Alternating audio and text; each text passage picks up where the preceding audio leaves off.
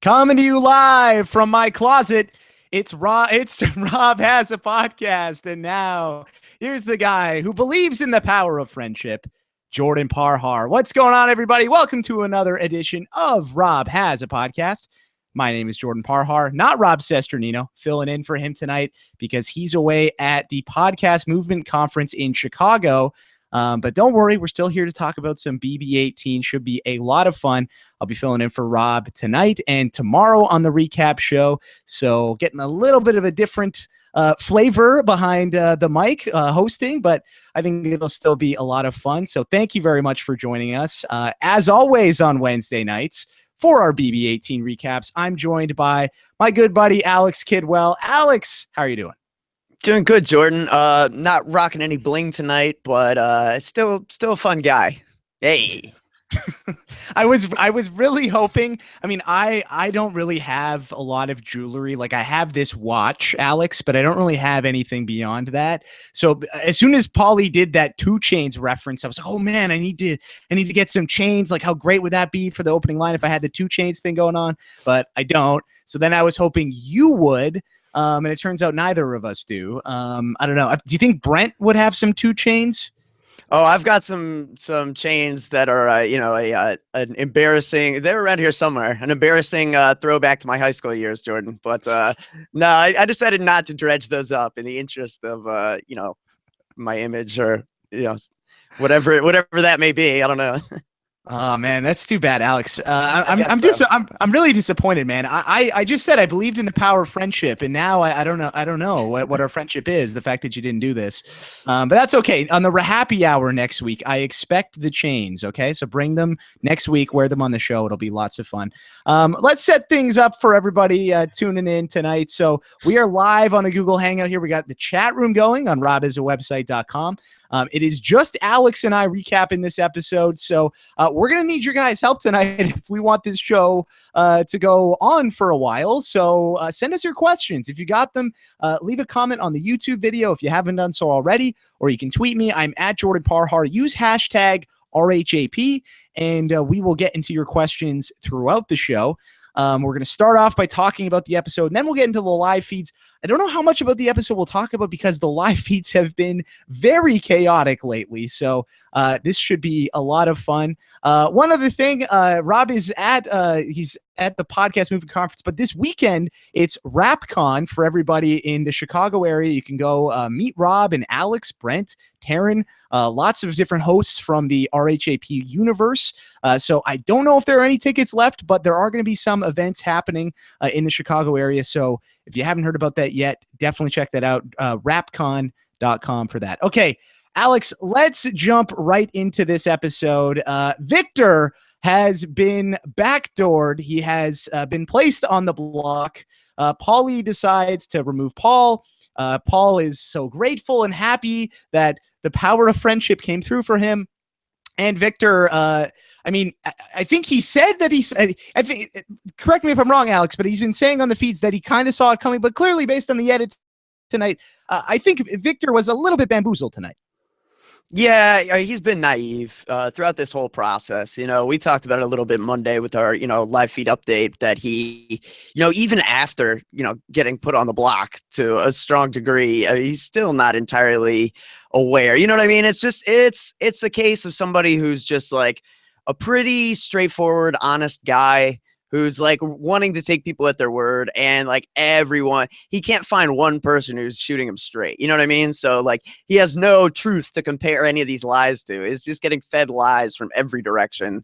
So yeah, I mean, you almost feel a little bit bad for the guy. At least I do, because I mean, he really it's like, somebody who's just in such a deep hole, they can't possibly dig themselves out. Every time they think they're getting a little footing, they just slip and fall further. Yeah, poor guy, I feel for him. Yeah, I felt for him too. I think that just seeing that Paul scene where they're playing pool and Paul just like, he's trying to tell him, but Victor, he just doesn't get it. And it's just too bad. I mean, nice enough guy, but not really built for this game. What do you think about, I've seen some people say online, This talk about the roadkill winner, maybe they should not be able to be put on the block because they're making some nominations. I mean, because Victor was in a really good spot. He wins, or maybe not a really good spot, but so far his week was going well by winning that roadkill.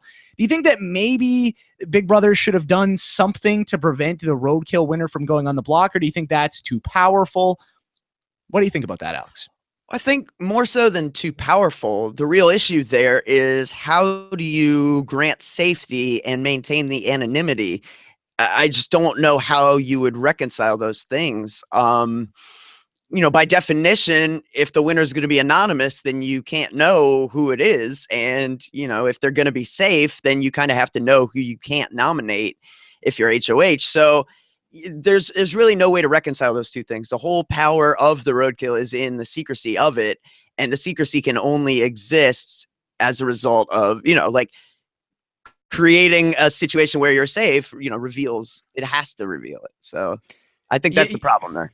Yeah, I think they kind of handcuffed themselves with this. That's why, because I feel like this kind of sucks for Victor, right? I mean, he had this power. He's won. If Tiffany would have just looked over at Paulie's thing or someone else or Bronte's, then maybe she one-ups them during the veto comp, and we'll talk about that in a sec. But yeah, it's just unfortunate. I don't know. I'm not a fan of this roadkill twist, and because of this is going on, it's finding the right happy medium. I think is important with this, and I don't think they've quite reached that with this twist. But luckily for us, I don't think it'll be around to stay for very long. Let's talk about Tiffany here. I think that's a big point of discussion from this episode. We saw at the end of the Sunday night show that Tiffany got put up by Victor. And she was very emotional about it. She was channeling her inner Vanessa Russo in terms of her emotions. And hey, nothing wrong with that. Being on the block isn't easy. I know what it's like. I've been emotional being on the block too. But at the same time, the paranoia, just so huge with Tiffany there. Alex, when you were watching the feeds at this time, when this was happening, did we get an accurate representation on the show of what actually went down when that was going down live? As far as kind of giving you insight into why Tiffany sort of became a bit of a pariah in the house recently, I felt like they did a decent job of going back. They flashed back a bit, showed some of the initial kind of confrontations she's had with Frank. They didn't show what led to that, which is that Tiffany has this very aggressive style of communication. She acknowledges it, but I think it took her, having confrontations with people a few times to kind of, recognize it herself and acknowledge that maybe it's something she needs to back away from, because she does have this manner of questioning people in a way that feels kind of like interrogation, and yeah, it's not good. It puts people on edge. So yeah, Frank certainly is like one of the few people that'll tell you that like something you're doing is bothering him. So I think that's where the issues really came, is that Tiffany was doing something, her style was off-putting to people, and Frank is the person who's going to tell you like, hey, you're putting me off with this. So yeah, but then on top of that, right, like this, her paranoia and kind of, I think as much as Da'Vonne wants to say she left last season behind her, you can't not think about Vanessa when you're seeing these things. Like, of course she's gonna have, feelings about, like, Vanessa's the person who really kind of ripped apart Da'Vonne's early season alliance and like inserted herself in there and evicted Da'Vonne. So you can't really blame Da'Vonne for not feeling the way she does, or for feeling the way she does about Tiffany, because it's deja vu for her.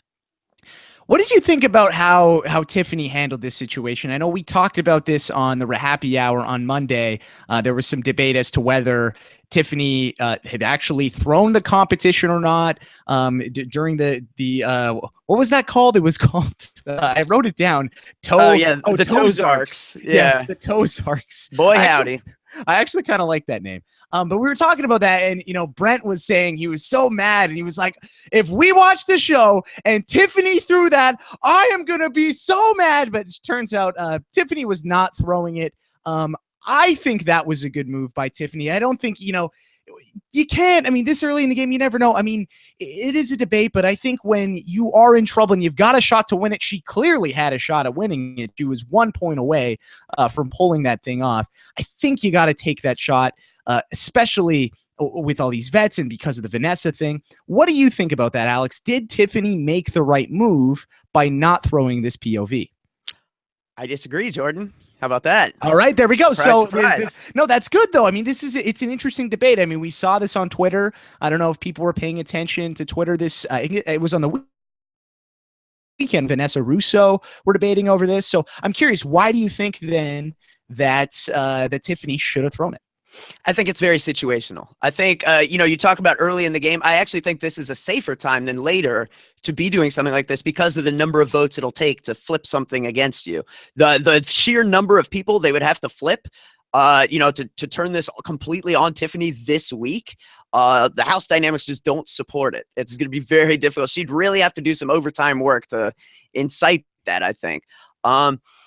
It's not an ideal situation. You never want to be in a position where you have to do this. Unfortunately, she put herself in that position by making a majority alliance with the bulk of the house, by being, having the outburst that led to Victor targeting her over anyone else, thinking that she would be a good target for the house, by then, subjecting herself to multiple people she's aligned with telling her to throw the comp. That's the thing. Once you have your whole alliance saying you have to do this, that's why you have to do it. It's not so much about, to me, it's yes, is there a little bit of a risk you go home now? Yes, maybe 2-3%.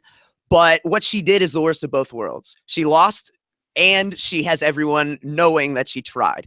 So right now, nobody fully trusts her because she's pretending that she threw it when everyone could see she's not. I mean, twinkling, come on.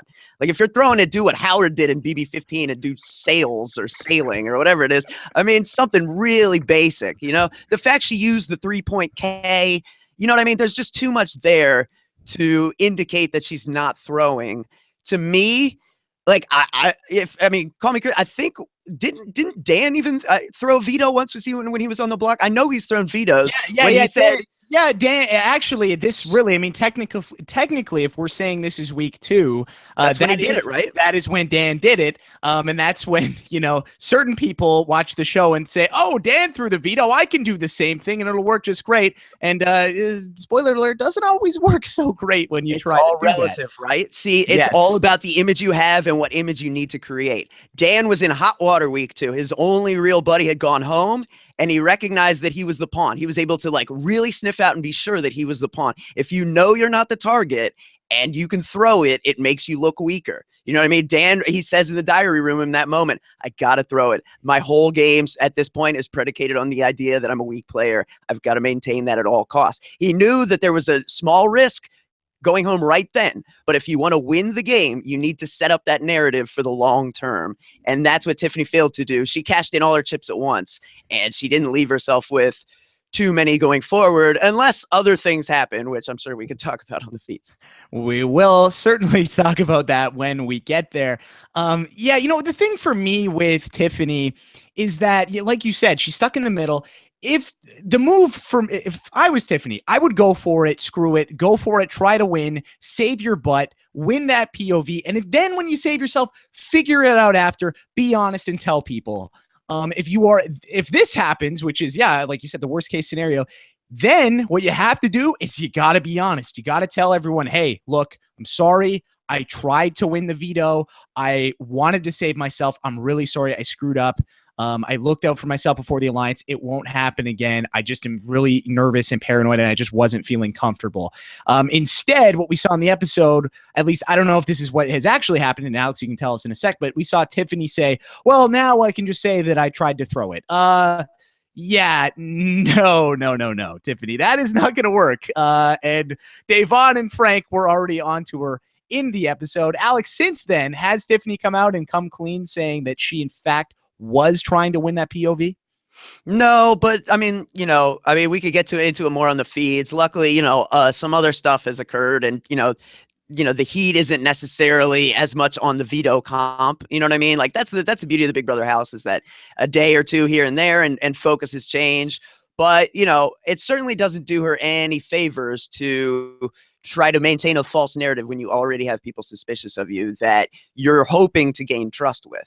So, it's not just people, outside of her alliance. If you need Davon and you need Nicole and Michelle and these people to stand by you, you got to be real with them, especially at this point in the game, especially if you're thinking about working with them for weeks and weeks to come.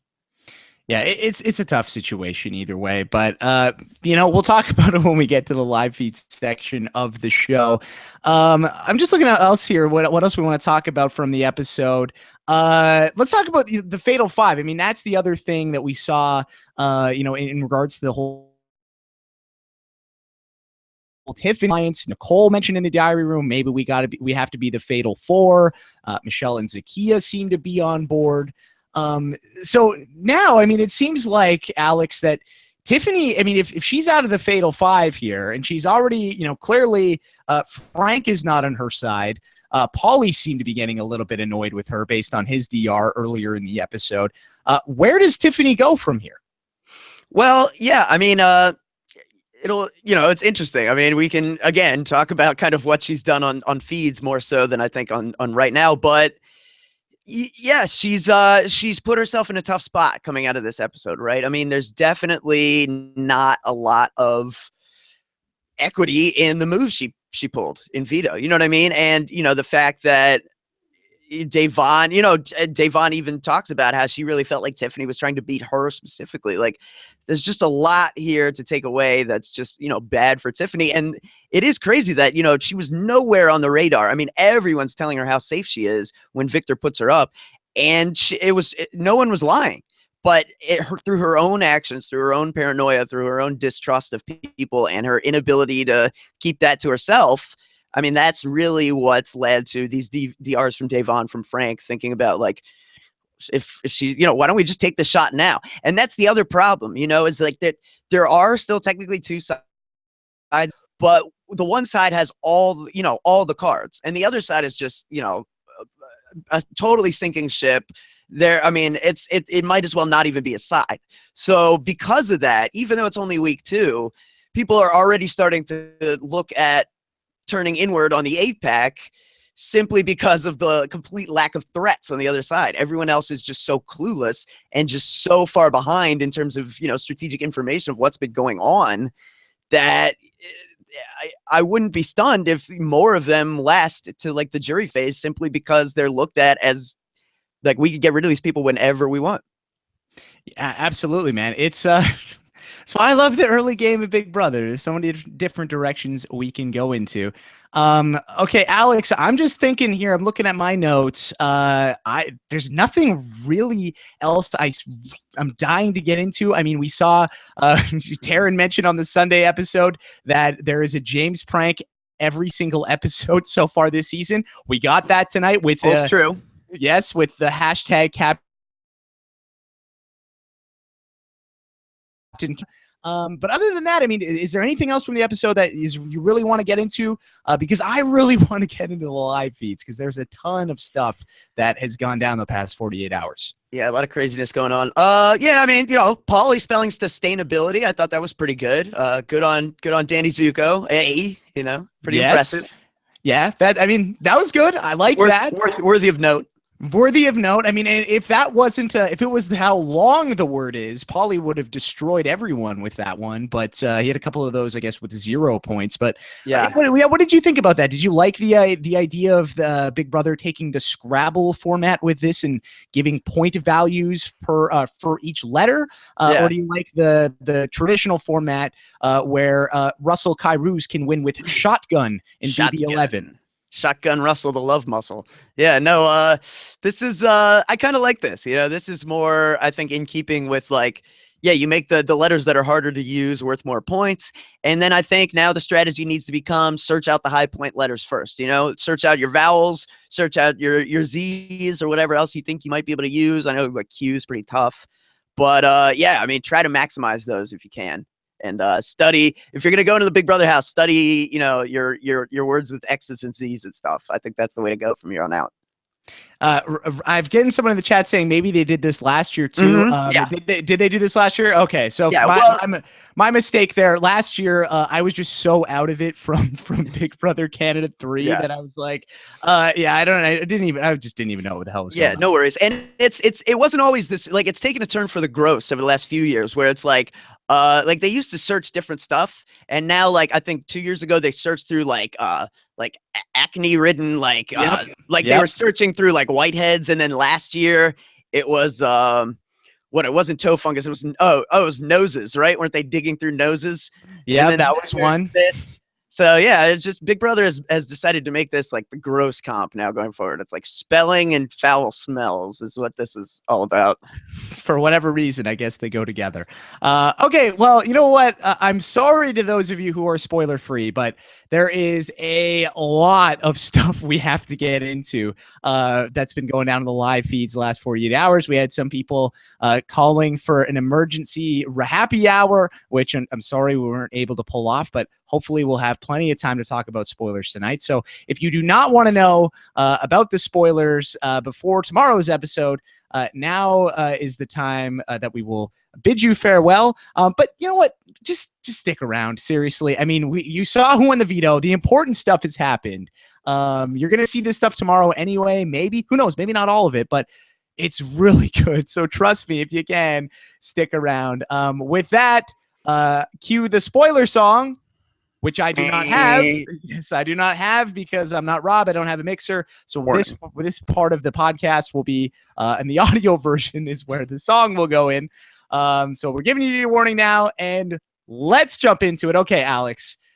Live feeds have been crazy. I don't even know where to begin. Me either. This is awesome. So, you know, I think the thing that would be the easiest for people to understand and to be able to just comprehend things would be if you went through things chronologically starting from yesterday, because that's kind of when things really started to blow up, at least from my perspective.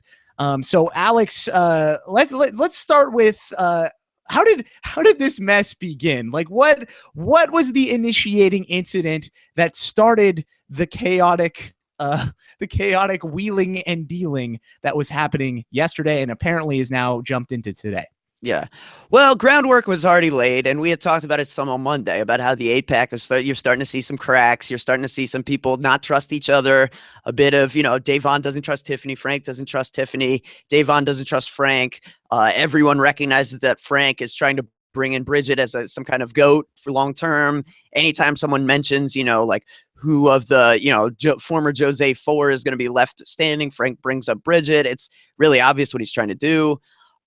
Frank just, again, doing a lot of things without consulting his alliance, like talking to people, suggesting boot orders, and this is the way it needs to be, starting to rub people the wrong way in terms of the level of forcefulness.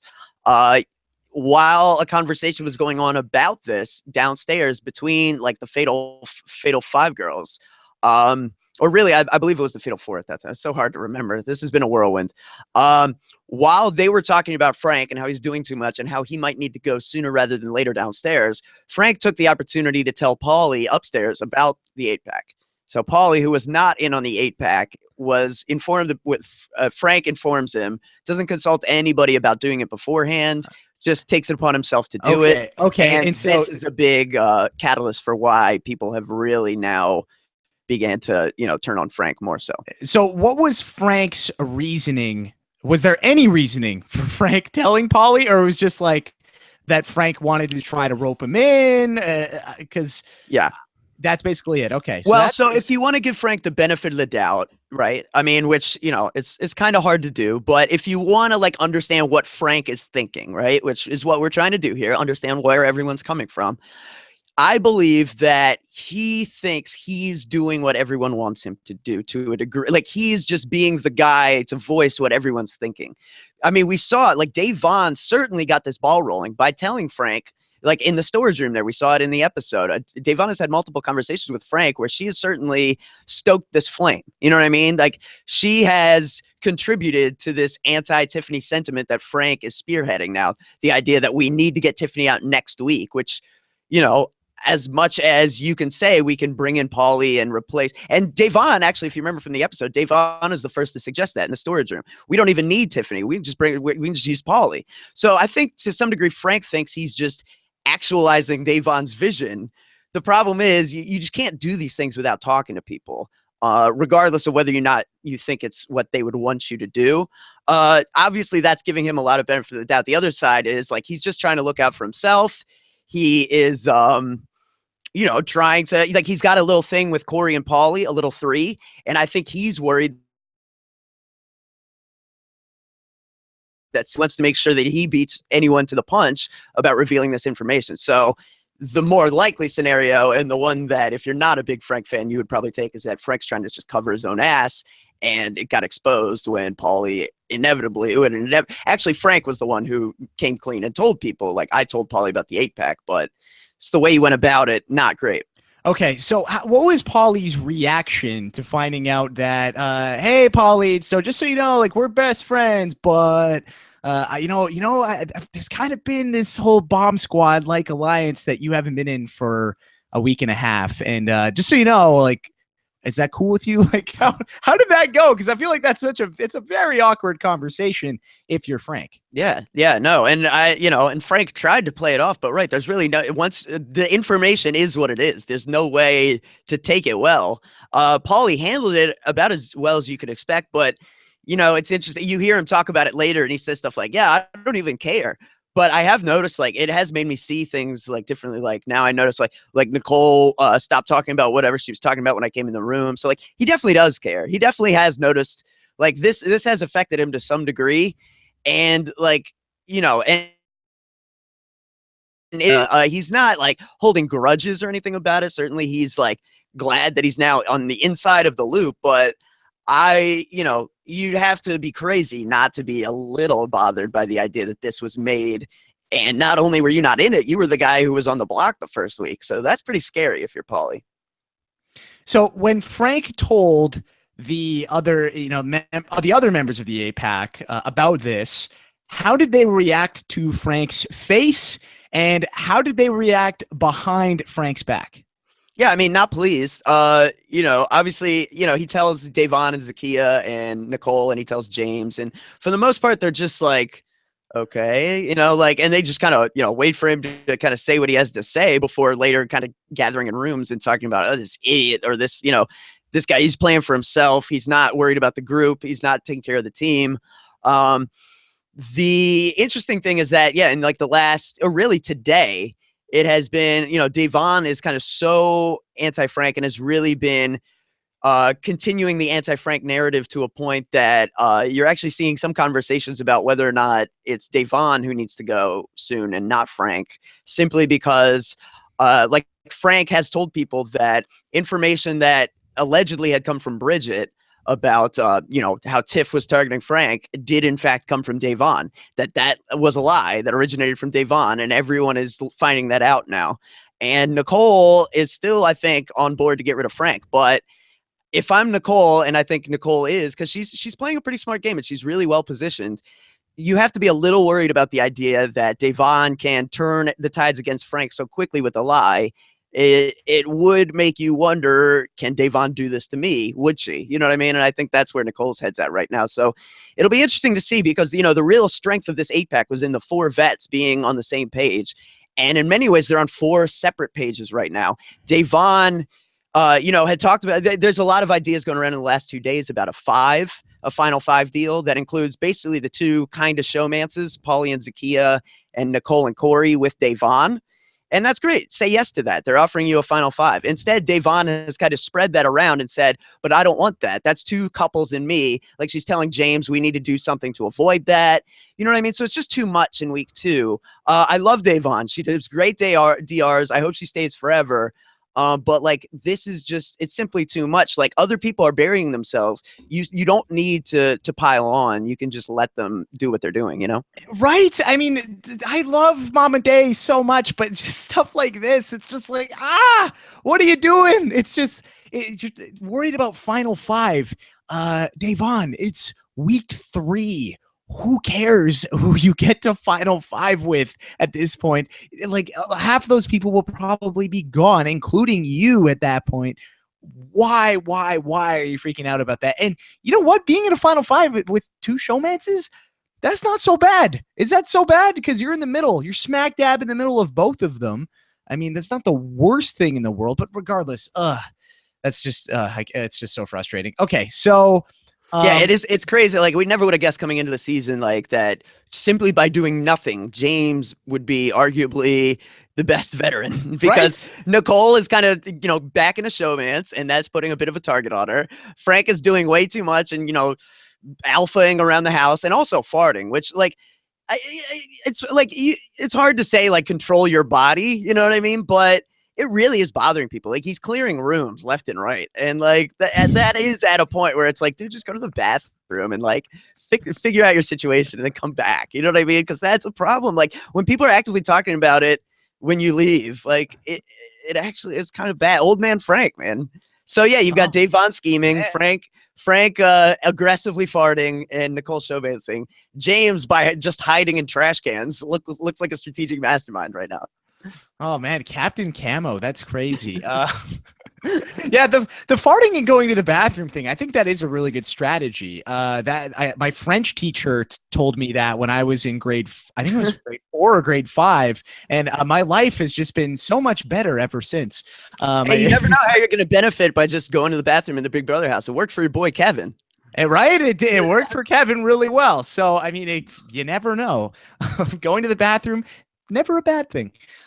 Okay, so let's just you know, based on what I had seen, the last that I had seen last night, I was working all day. I raced home, watched the episode, and came into this. So I haven't really had too much time to look at, or really any time at all, to look at what's been going on the feeds today. So you kind of mentioned where Nicole's head is at as of right now.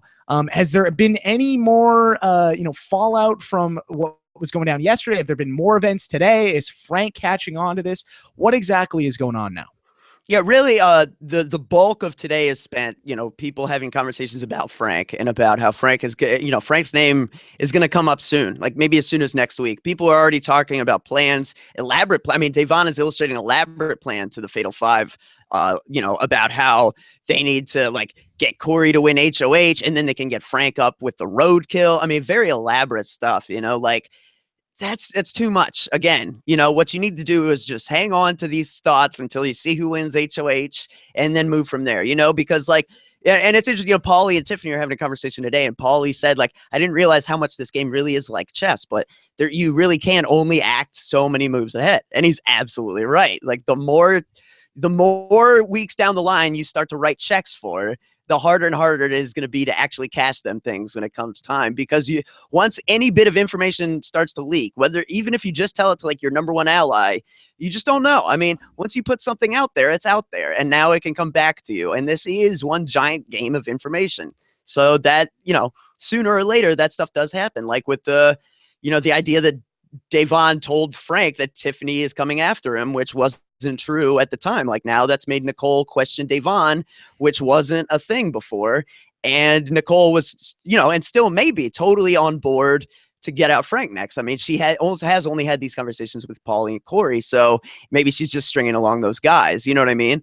At the same time, you know, Davon could have gotten away from this blameless. You know what I mean? There's really no reason to be in this position. But yeah, it's really about Frank today. Everyone's kind of talking about how many deals he seems to have made. And that's the problem. It's like once people start talking about you, a lot of stuff comes out in the wash about how, Frank, you have oh, Frank made a Final Four with us. Oh, he made a Final Four with you. Frank made a Final Four with me. Do you think he has Final Twos with everybody? You know what I mean? And like that just kind of ruins your clout in the game. Like your word carries a lot less meaning now.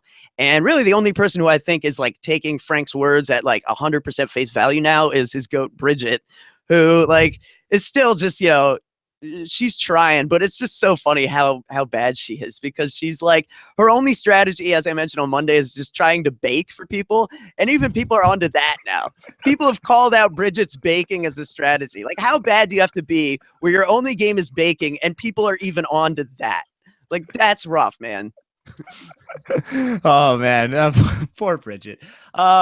Okay, so for Frank then, so it seems like only, like you said, Bridget is the only person who is really taking his words at face value. Is Frank catching on to this? Like, does he have any idea that these other house guests are talking about getting him out like ASAP? Because we were talking on Monday, you, Brent, Taryn, and I, and you guys were saying that he didn't think that the girls were forming anything. So Is he still thinking like that? Yeah, no clue. I think, yeah, he's been very dismissive of the idea that the girls would form something without him. I think he really thinks the vets are locked in. Like, it makes no sense for the vets to ever turn on each other. So maybe he's operating with an assumption that's false, and it's like emboldened him to do things that he shouldn't be doing.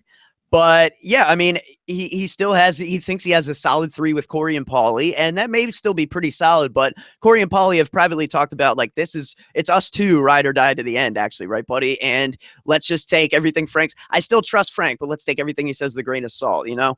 The thing that was interesting this afternoon/evening, yeah, I guess night for me, but it's kind of still afternoon for them on the West Coast. You had James almost doing. It was kind of reminiscent to me of like the Paul Victor conversation where Paul wants to give when they're playing pool. It's like Paul wanted to give him information, but he knew that in doing so, he would like expose himself. It's like James was kind of telling Frank stuff like, man, I really think like the 8 is starting to form like inner groups. Like he's like, I'm really worried about us turning on each other and stuff. And he's just like, just in as many words telling Frank like, dude, keep your ears open and your eyes open and just watch out, man. So like I think this is, you know, where it's all going to be a bit of a mess in the next week or so. Is like you've got a lot of just different information going around the house because people have had all these different conversations in such a short amount of time, and they just, you know, taking what someone else has said and running around with it. And now it's been a crazy game of telephone that's just moving too fast to be accurate right now. Like Davon thinks James would be willing to throw HOH and win and put up Frank, or win roadkill and put up Frank. And like, you know, but now you have James, like, you know, throwing Frank a bone here. Like there just seems to be a lot of, I think we could get this person to take out Frank next week, but does anyone actually really want to be the person that does it? Remains to be seen. Like, I think it'll be interesting to see A, who wins HOH, B, how hard people try to persuade them to go after Frank, and C, if it's actually something that anyone wants that much blood on their hands this early in the game, because Frank is a massive target. I feel like just based on what I've read and what I've seen, Tiffany would have the guts to take a shot at Frank. Is that correct, Alex? Oh, she would totally do it. I mean, yeah, you know, like I said, Day has really stoked that flame, and it involves, you know, poisoning Frank against Tiffany and poisoning Tiffany against Frank. And there was already, you know, it wasn't that hard to do because they already didn't get along so good. So yeah, Tiffany would be happy to do that. The problem is like, yeah, I mean, that you would have to get Nicole and Corey's team to win HOH, and you would have to get Nicole and Corey in on this fix to some degree. Because Corey would know that giving Tiffany HOH would, you know, be bad for Frank. Maybe would end up with him on the block. You know, there's a lot of mistrust across the board here, where it's like I can't envision everyone being down with throwing it to Tiffany. Tiffany would almost have to win it outright.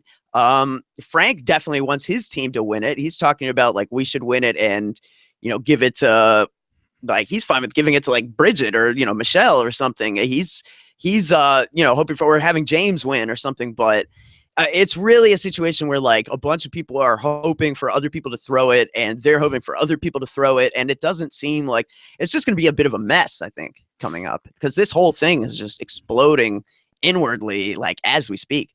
Yeah, I don't know about you, Alex, but I cannot wait for tomorrow night. It is going to be, oh man, it's going to be hectic. I can't wait. It's going to be so much fun. Let's jump into some of your questions, guys. If you want to get those in, you can leave a comment on the YouTube video, or you can tweet us using hashtag RHAP. This first one comes in from Timothy Kyle Tucker. Timothy says, with Day, Nicole, and Frank all playing recklessly, I don't know about Nicole playing recklessly, but Alex, maybe you can talk about that. Do you think it is possible that this season will have a Final Four with no vets left? So first part, is Nicole playing recklessly? Just because what I've been, you know, seeing and reading, I don't think she is, right? No, she's in a good spot. I may have like alluded to that when I lumped her in. I kind of like made a you know, a half sarcastic joke about James playing the best by doing nothing. Really, the only thing about Nicole is how close she is with Corey, that everyone sees that's like, even if they're not kissing, they might as well be, because everyone sees them as a showmance. And it has led to Davon saying things like, I don't want to be in a Final Five with the showmance. You know what I mean? So there's a little bit, like, if you want to, you know, pick apart there, sure, you can make a bit of a meal out of a morsel. But no, I think Nicole's doing a lot of things really well. And I think she actually, probably more than anyone, can dictate who goes home next week if she wants to throw her weight around and make that call, because Da'Vonne has done a lot of dictating, Frank has done a lot of dictating, and people are on to that now. So instead, you're seeing more conversations in closed rooms with Nicole about just the general goings on. And I think Nicole is kind of seen now as more of a like kind of someone who's also just going along with aggressive players. So if she wanted to take more of a leadership role among the non-vets, I think she could pull that off. So then the second part of that then is, do we think that the Final Four could possibly end up having 0 vets there? Yeah, totally. Yeah. Totally possible. I mean, there's not a lot has to go down. They're already turning on each other. You know what I mean? And it's really early in the game. So, I think more likely is that one of them's there, that, whoever kind of, emerges out of the 4 of them as like a clear winner will make the Final Four. I think, it's probably more likely to be, Da'Vonne, James, or Nicole than it is Frank, simply because even if you're Frank's ally, you got to want to get him out, or at least start thinking about getting him out before then, given his propensity for competitions. But yeah, no, I think Nicole or James have good chances still at making the 4. I think the other 2 Frank needs to stop doing so much, and so does Da'Vonne to a degree. Yeah, Da'Vonne is not making the Final Four. I'm calling my shot right now, and I don't think that's a very bold one at that. I honestly, it's hard. I think that one of them will be there just because James can pull out a competition win if he needs to, and right now he's just doing nothing, which is great for his game. And yeah, same with Nicole. She's got Corey as that meat shield there as well. So I think one of them will make it. I won't be shocked though, like you said. Otherwise, okay, let's go. Also, I was going to say, I think Nicole really benefits from just the notion that like you've got Bronte in there who's like, really kind of up the creek without a paddle. She doesn't really have anyone to turn to too much. One thing I did want to mention, like Tiffany has tried to bring in the Spy Girl some. We talked about that some, and that's really, you asked where she's gone and when she seems to have nowhere to go. That's who she's tried to confide in more and bring in to a degree. And yeah, it's interesting with Bronte. Her strategy right now seems to be like, let's try to get rid of a guy, and then maybe it'll just be so obvious that the 8 girls need to work together that they won't be able to ignore it. Like that's her prayer right now, is that like she is really tethered to the idea of just like, my only shot is with girls. So, we'll see. I mean, maybe Bronte is someone that, Nicole can use going forward, or even Da'Vonne, to try to actualize something they want to get done. Speaking of Bronte, we got one here from Nate Hall. Nate says, going into week 3, is there still some hope left for Bronte to survive, especially with all of the Tiffany Frank Cold War potentially turning hot? So yeah, we're assuming Victor is going to go home tomorrow. That hasn't changed, right, Alex? Yeah, right. I mean, I think, we were asked on Monday, what can Victor do? And I think to me, it really just speaks to how it completely dead in the water Victor was, that all this can go down with Tiffany as a bit of a focal point, and it's still going to be a unanimous sweep tomorrow, as far as I'm concerned. Like, it's really, really clear that, I mean, there was not much he could have done, because other people have really actively tried to hang themselves, and they still can't, beat him to the noose. So then, what are Bronte's chances of surviving next week then? Because it seems like, Frank is, at the top of a lot of people's hit lists. It seems like Tiffany's at the top of Frank's. But Bronte, I mean, on paper, before all this happened, Bronte would have been target numero uno, correct? Yeah. They're still talking about the possibility of going after Bronte next week. Simply, I think, for the idea that everyone is scared about the idea of like breaking suit. You know what I mean? If you turn on the 8, that sets the precedent that now it's time to turn on the 8. And before you know it, the final 5 includes Bronte and Paul and Natalie. You know what I mean? Like, so nobody wants that.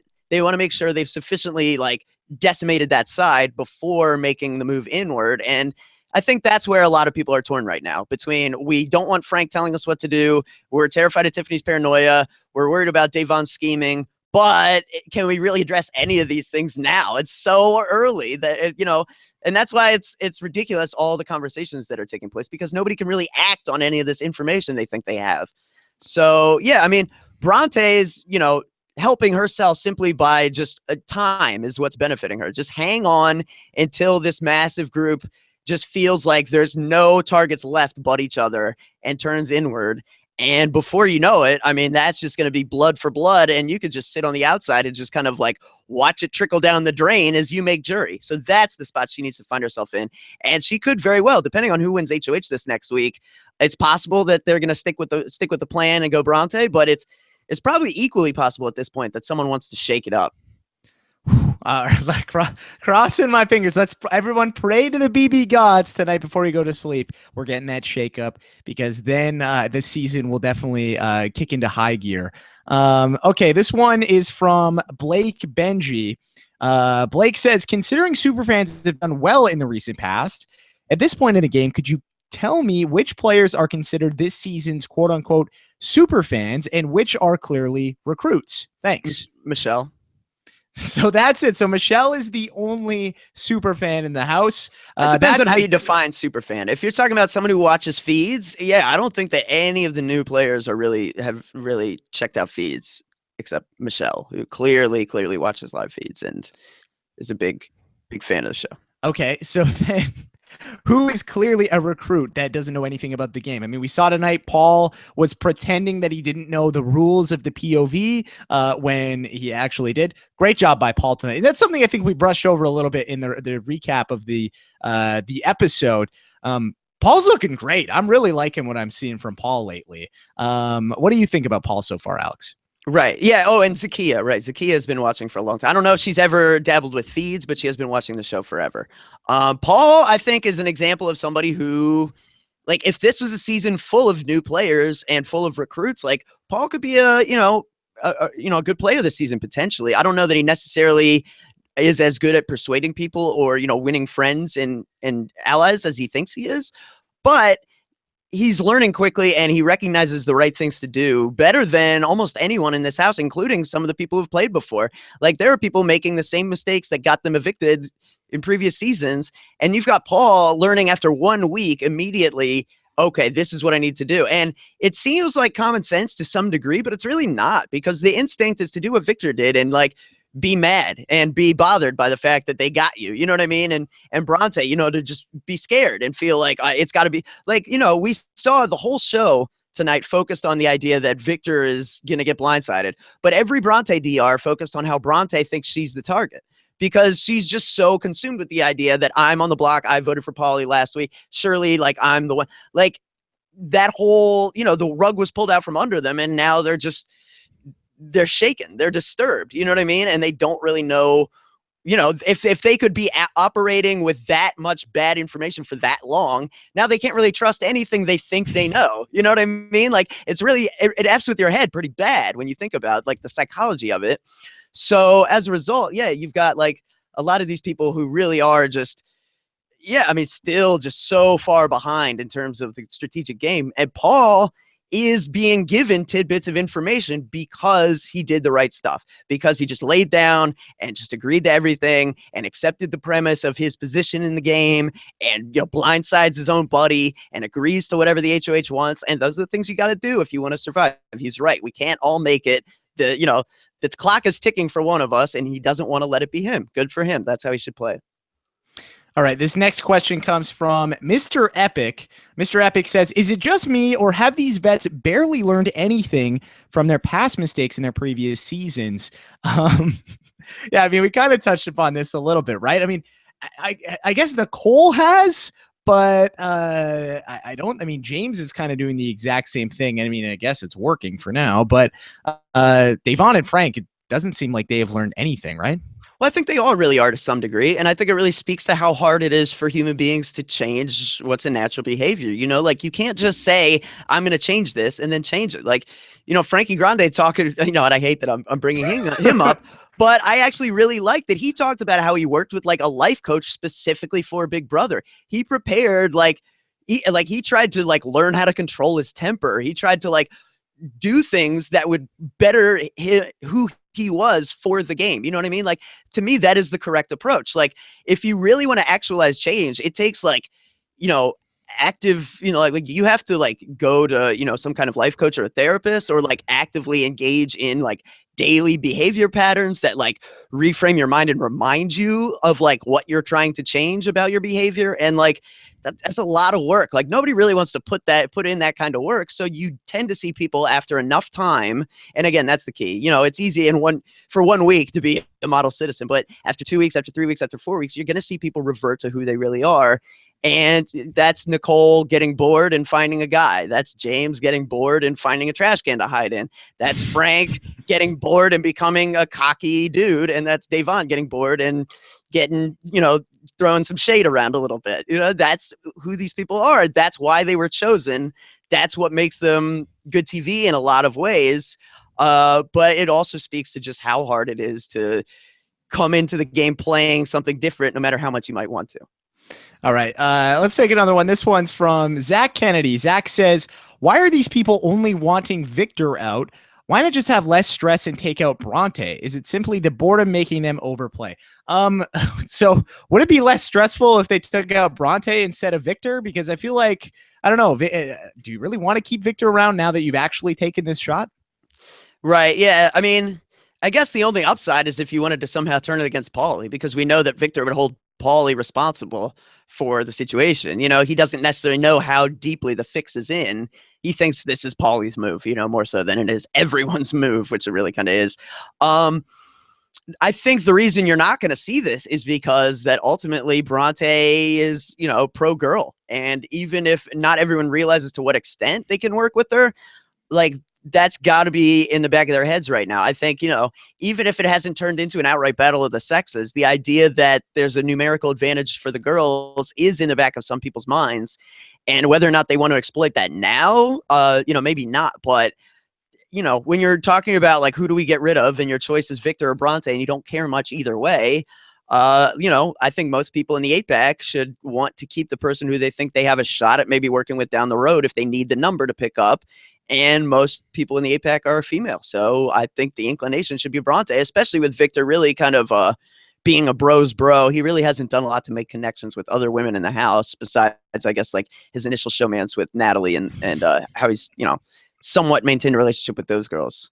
Like he certainly hasn't, you know, established a relationship with the Davons or the Nicoles. Well, a little Nicole. He's tried to flirt with her, but you know, is his way of flirting I can't get that little package we got on the show a couple nights ago where Natalie was saying she doesn't like how Victor talks to her, and what he was saying is just like, oh my God, like how did he have a showmance with Natalie that first week? Like, I wish so badly we have feeds for so many other reasons, but just for that, like, just mind blowing there. And for Natalie's sake, I'm glad for, you know, that Victor's going to leave, because Natalie just, she's just at her wit. Like, she just can't talk about anything else over the last couple of days. Like, she's just so tired. Like, every little thing Victor does now bothers her. It's almost like how Victor was with her, where he's like pointing out all the little things. Now that's Natalie with Victor. Like, now that she knows his number's up, and like, it's easy to like badmouth him to everyone else because everyone knows what the story is. Natalie's just on this whole anti-Victor train, which is funny. It's almost like the just irrational levels of Michelle hating Bridget, which has gotten very extreme. Okay, let's take this one here from Karen M. Karen says, what can Tiffany do to regain trust in the house? I mean, I don't know if there's really anything she can do, Alex, other than, like you said earlier about Bronte, kind of just waiting it out and letting all this other let pandemonium happen around her. Is there anything else that I'm missing? I mean, she's talking to the spy girls. Are the spy girls accepting her, or are they kind of just iffy on that? Yeah, no, I mean, that's the thing, is they were kind of drowning, right? And she throws them a life preserver. So they're very receptive to anyone who's willing to like seem like they're interested right now. And Tiffany was willing to do that. Unfortunately, that was part of a little bit of what got her in hot water with her alliance, is they saw that she was trying to do that. The good news is that last night, I mean, like you said, time and not doing anything while other people have their moments and hang themselves. You know what I mean? Because it's a roller coaster. You have your ups and downs. And if you can stay level for long enough, other people are going to become the new, you know, talking point in the house. Whatever's just happened is going to be the conversation. And luckily for Tiffany, I mean, Frank did enough. And Frank, you know, really, mostly Frank telling Paulie about the 8-pack was the catalyst that made Davon say, all right, enough is enough, and like go and squash her issues with Tiffany. I mean, she really felt like I mean, and to her credit, she's absolutely right. You can't be like targeting both of them, you know? I mean, she's got to pick one for now, you know what I mean? So, yeah, I mean, she's brought back in Tiffany. The Fatal Five had a meeting, and it was the five of them, and they really kind of like hashed out that like Tiffany says like, look, I just get paranoid, and I just need you guys to just kind of like but I'm not my sister, and I want you to know that, and saying all the things the right things, because Devon kind of like coached her like, I need you to not be Vanessa right now, and I need you to make it clear to everyone that you're not gonna, you know, maybe she could have worded it a little better, but Tiffany understood and received the message in a receptive way. And yeah, it does seem like the Fatal Five girls are on point right now. The only thing, like I said, is like Devon is really gung-ho about getting out Frank. So is Zakiya. So is Tiffany. How much so are Nicole and Michelle willing to stick their necks out for that agenda? They're both very risk averse players that neither one is going to be inclined to nominate them if they win HOH. I can tell you that right now. They're both kind of more inclined to wait a few weeks before, you know, busting up the what they've got going right now, trying to, you know, ruin a good thing. And yeah, I mean, I get where they're coming from because they can work with Frank. Yeah, as Colin Stone says, hashtag always be throwing, Alex, especially at this point of the game if you are Nicole or Michelle. Let's take this one from Goob1155. Goob says, what do you think Frank's best move is? This is a tough one. I mean, is there anything Frank can do at this point? I mean, he's just dug himself into this hole so early by just having this, air about him in the game. And it's unfortunate because Frank is so entertaining to watch in the show. I love to watch Frank on the edited version of the show. And whenever I have had the chance this season to watch feeds, Frank is a guy I always tune into. But I really think his days are numbered at this point. And secretly, I kind of hope he goes home next week or the week after, because then we'll get to see him in the battle back. So, Alex, what do you think? Is there any rabbit Frank can pull out of his hat? Is there a dance funeral within Frank that he can use? Sure. Yeah. It doesn't even have to be that intricate, I don't think. He just has to get wind of the idea that the girls are plotting against him, specifically Devon. If he can really understand that what Devon told him about Tiffany coming after him was a lie, then he can maybe go squash it with Tiffany and, you know, blow up Devon. This is a bit of a game of hot potato, right? And like it started with Tiffany, and she was able to kind of like pass this like social, like, you know, the social pariah card on to Frank. And now Frank is the topic of conversation. But there is a path here for it to be Devon, because Devon was so involved in stirring up this controversy in the first place that you can kind of make her the culprit of this if you have the right conversation with the right people.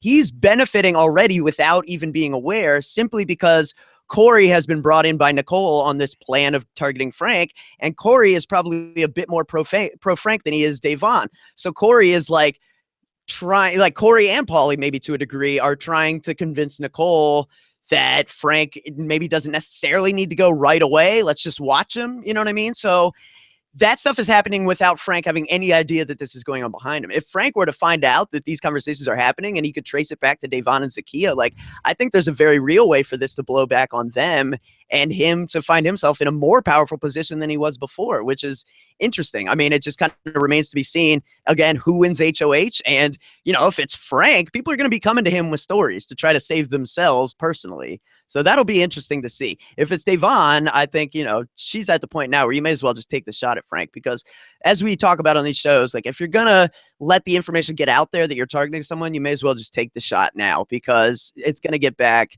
And, you know, when you don't have power is when you don't want people finding that stuff out. Has Frank talked about winning HOH? You know, I don't think he wants it for himself so much. I think he thinks he doesn't need it. I think he's trying to find a way for his team to win it, but maybe without him winning it. I think he'd be fine with, you know, James winning it, but I think, again, he's just really not suspect of Devon.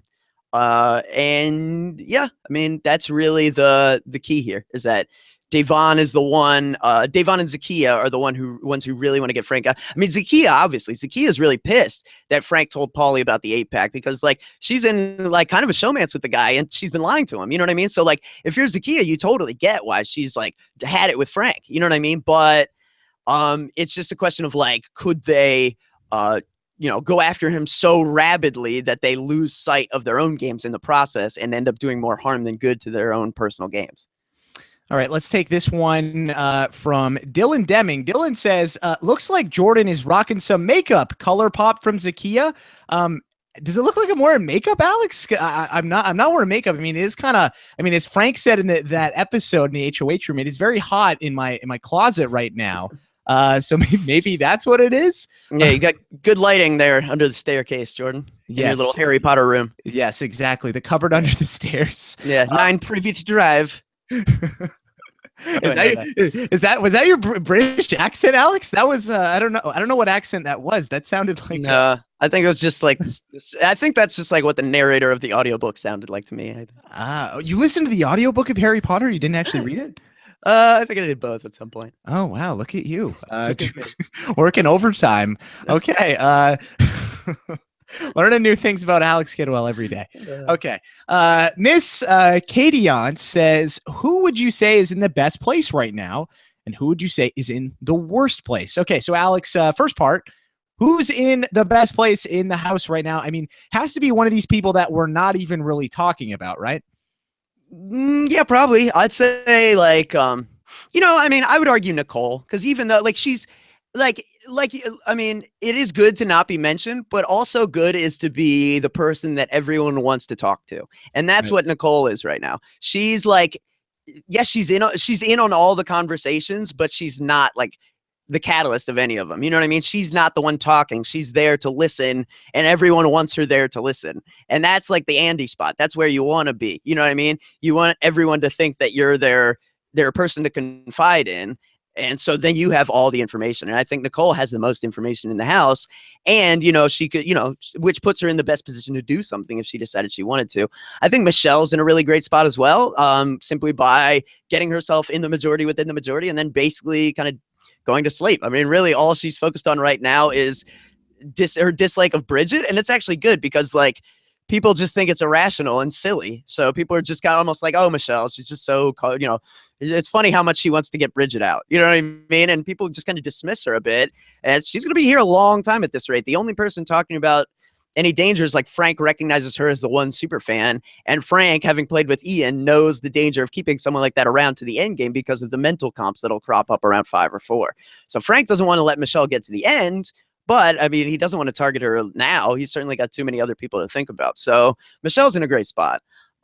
People in bad positions, obviously Victor. He's going out tomorrow night. He's going to need to win the Battle of the Box. So that's a bad spot. Frank. I mean, Frank is not in a good spot depending on who wins. Bronte's still not in a great spot. I think Paul is actually safe for now. I don't think anyone would necessarily be targeting Paul next week, which is good. I mean, he's done a lot this week to really help out his cause and, remove himself from the very bottom of the totem pole. You know what I mean? As long as you're not target 1 or target 2, like you can work with it. You know what I mean? So he's done just enough, I think, to try to hang in there until we get to like a mid-game phase where, the deck of cards gets shuffled once again. And then I think, besides Victor and Bronte, obviously like Bridget is not only totally clueless, but people are already like a little tired of her and like the idea that she's just too transparent. Like she wants information because she has none, but you can't just like, you come off as really desperate when you're just like, hanging on every little morsel anyone else says. And then they find out that you talk to other people and what you say gets back around. She's just playing very sloppily, and it's not, the only saving grace she's got is that she's playing so sloppy that nobody takes it seriously. And so nobody's actually concerned about what she has to say because no one's giving her anything to use, really. Sloppily, I like it. Is sloppily a word, or does that just sound like totally a word? Is that a word? Because in my head, it just sounds so weird. Okay, we're going with it. Sloppily. Okay, so there we go. Okay. Jumping over to Twitter quickly, got a question from Edward Morris at Coral Fanatic. Edmo says, when do you think the roadkill ends, and when jury starts, or when the teams end? Yeah, so what do you think about this roadkill? For me, I'm thinking when the battle back ends. Alex, where are you at on that? Yeah, I could see that. I would hope that the teams end soon, because I really think the teams, more so than even the roadkill, is really kind of like just this isn't Big Brother. You know what I mean? Like it's a different dynamic, and I'm not crazy about it. And it also makes it very hard to track, like, oh, he thinks he's going to throw, but she's going to throw, and who's not going to throw, and who's on what team. And it's unnecessary. It's redundant. And it's not really contributing anything to the strategic, the week to week of the game. Yeah, I think that's a good call. I think sometime around the battle back, I mean, them scheduling that like they did and when they did strikes me as kind of like, almost the jury phase, like almost this is the point where, we begin the next stage of the game. They do tend to kind of mark that. Reminds me a bit of BB13 where that happened with the kind of the Brendan Lewan superpowers point of the game. It was right about there, and then they did something similar. So yeah, what was that? You had like Keith's Angels, Cassie, Lewan, Brendan. So you had like, it was 4, right? Or 5? Yeah, I haven't. You had 4 in a popularity vote, and then the winner competed against Lewan. Yes. So yeah, I think like after 4 weeks, I would say is probably a fair time to expect that, and that would be right about there. So yeah. Okay, one from Jordan Chong at Jordan T. Chong on Twitter. He said, "Did Victor underestimate that Calafiore charm and social game?" Yeah, it's all about the social game. It's the Calafiore charm. See, that's what it's all about. I can't do it, so I needed to make sure we got that. On BB18, we got the James quota that needs to be filled with the pranks. On RHAP this season, the Calafiore charm that quota's got to be filled every episode. And there's no Rob, so yeah, well, you're not hanging out with enough people from Jersey, Jordan. What can I tell you? No, I'm not. So hopefully someone tomorrow can do it too, Alex, because you're not going to be there, and I can't do it. So that should be interesting. Okay, last one. I'm sure Ian's got it covered. Yeah, oh, definitely. Ian is all about that Paul Calafiore. He's all about that. He's got all the impressions on lock. Okay, let's take one more. This one, and I lost it. Oh my! Here we go. No, there's so many questions, guys. Thank you very much for sending those in. Yes. This one is much love to you guys. The power of friendship, guys. So great. You beat me to it. It really is. Really is. Powerful thing. You don't underestimate it. It's like that heart ring from Captain Planet, man. That was actually secretly the most powerful one. People don't know, man. Wow, I did not. The heart ring really was the most powerful. Well, again, yeah, learning so much. Okay, the BB president, he's got the last word on tonight. At the BB president, he says, who do you think has benefited most from the fallout of the past 48 hours? Interesting question, Alex. I have no idea. You would know this best. What do you think? Who's benefited most? I'd have to say Tiffany. I mean, for the sheer element that she was out. I mean, they had made it the Fatal 4, like we saw in the episode. I think maybe we should make it the Fatal 4. They were having meetings and not including her. That was happening. This Frank situation has caused Devon to recognize the need to work with the devil I know. Like, I don't know about this Frank guy, but I've played with Vanessa. So maybe I could deal with Tiffany for a little while longer. And so, yeah, that's really helped Tiffany. Now she's included in the Fatal 5 meetings again. It's kind of messed up to kick her out anyway, considering she came up with the name Fatal 5. It is a bit of like the Caleb, like you're not in your own bomb squad type of thing, which is, these are these like, in unintentionally hysterical moments of Big Brother that I kind of live for. But I mean, she's right back in the mix now. People are trusting her with information that they were worried she would freak out with a couple days ago, simply because like they want the fix to be in on Frank and they want to get everyone on board now. And so she's like back in the loop now, whereas she was out, not 2 days ago. I feel the sympathy too for Tiffany and for Beast Mode Cowboy. As someone who unintentionally got kicked out of my own alliance that I named. It's not fun. It's not fun. Cool, man. It's not cool. No, it's make a new name, you jerks. Why are you gonna? It's like Puff Daddy. You're gonna like take my stuff, and then I'm not gonna even get any royalties for this. Like, this is ridiculous. Okay. Oh man, so much fun. Oh, we're just sampling it. Whatever. Alex, anything you want to add before we get out of here tonight? No, I think at this point, the takeaway is, the too long don't read version. It's chaos in the house. Nobody can act on this chaos until someone new wins head of household tomorrow. So, I'm excited to watch feeds tomorrow night, and look for our Friday update, during the day as well, because that should end up being, if things play out accordingly, there could be a lot going down Thursday night. Yeah. Oh, are you going to be, so Alex, you're traveling to Chicago because you're going to be going to RHAPCon this weekend. So are you going to do that podcast in Chicago? How's that going to work? Oh, that's a good point. Right. So we're doing a panel on Saturday. So maybe we won't do the Friday thing, but maybe, I don't know, maybe me and Taryn and Brent will try to do like a Snapchat live feed update or something. Maybe we'll try to figure something out. What's your Snapchat if people want to follow you, Alex? Oh man, you put me on this. I think I'm A Kidwell 87. Kidwell 87. So there you go. If you want to follow Alex on Snapchat, get those live feed updates in your Snapchat feed. Check Alex's story out. If you want to follow me on Snapchat, you can too. JPAR21. Terrible Snapchat name. I need to change it, but I don't think that's possible. So I don't know how I'm going to do either. Yeah. Anyway, thanks everybody for tuning in tonight on this episode of Rob as a Podcast. Lots of fun chatting about everything on the feeds and the episode with Alex. We alluded to it earlier. We will be back tomorrow night live after the episode. Myself, Brett Walgamont, and Ian Terry after the eviction and after hopefully the results of the HOH competition. So it should be really exciting getting into all of that. So hopefully we can see all of you guys there. And I really cannot wait to get into it.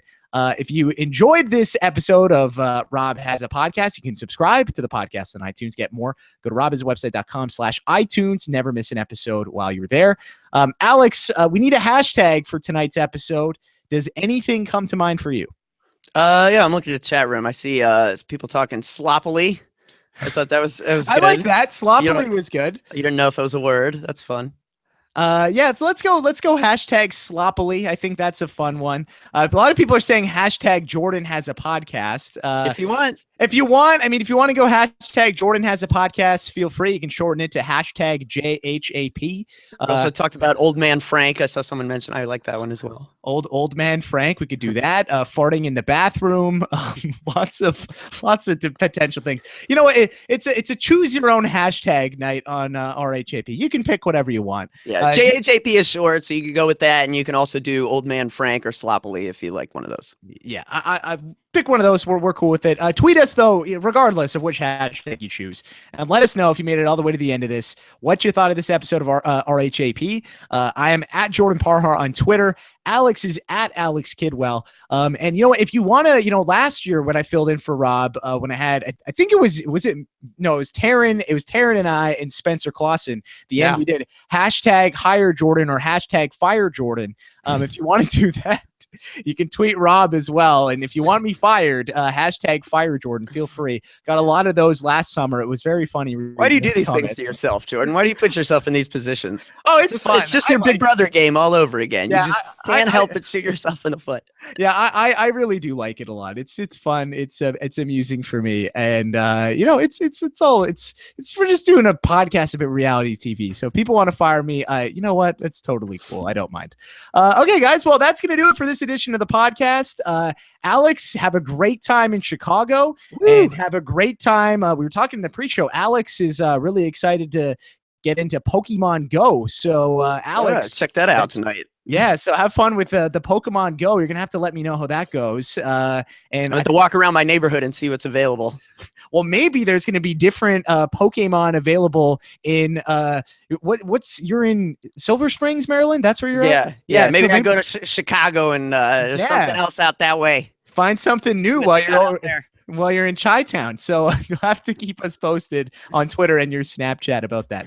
Okay, guys, we will see you tomorrow night live after the episode with myself, Ian Terry, and Brett Walgamont. Thank you so much for joining us. For Alex Kidwell, I'm Jordan Parhar. Hashtag sloppily. We'll talk to you soon. Take care. Peace out.